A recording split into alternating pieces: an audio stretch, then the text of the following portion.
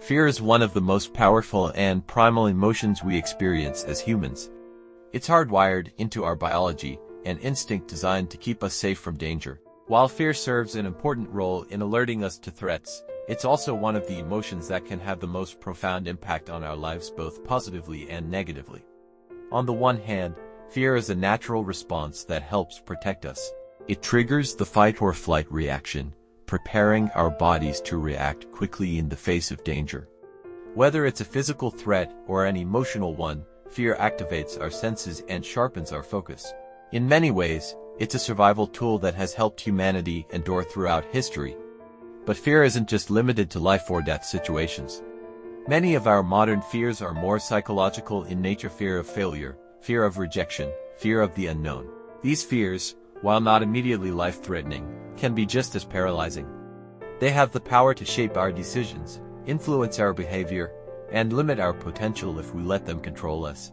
One of the most challenging aspects of fear is that it often thrives on uncertainty. The unknown can be terrifying because it represents a lack of control.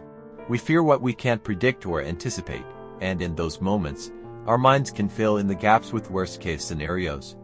This is why fear of the future, or fear of change, can feel so overwhelming. It's not just about what might happen, but about not knowing what will happen. Yet, fear isn't always a bad thing. It can be a motivator, pushing us to act, to prepare, or to overcome obstacles. Some people thrive on fear in a way that propels them forward, using it as a catalyst for growth. Think about athletes or performers who channel their nerves into focus and energy right before a big event. In these cases, fear becomes a source of strength rather than a limitation. The key to managing fear lies in how we respond to it. When we let fear dictate our actions, it can hold us back from pursuing our goals or taking necessary risks. But when we acknowledge fear, understand it, and face it head-on, we often find that it loses its grip on us.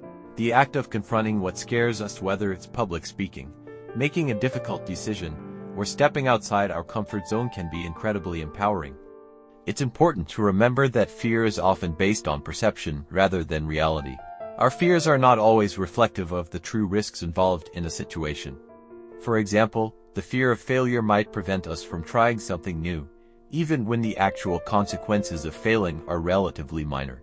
In these moments, taking a step back and analyzing whether our fear is justified can help us see things more clearly.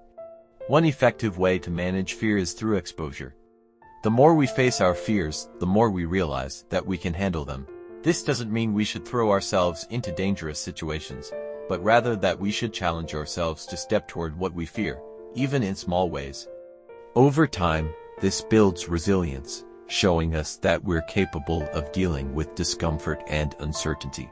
Another way to cope with fear is by reframing our mindset.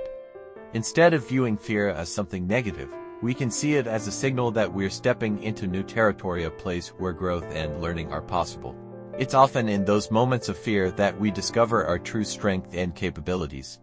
Fear can be a doorway to new opportunities if we choose to walk through it rather than retreating. Ultimately, fear is an inevitable part of life, but it doesn't have to control us. By recognizing our fears, understanding where they come from, and learning how to confront them, we can reduce their power over us. Fear will always be present in some form, but how we respond to it is what defines us. In facing our fears, we often find that what we're truly capable of is far greater than we imagined.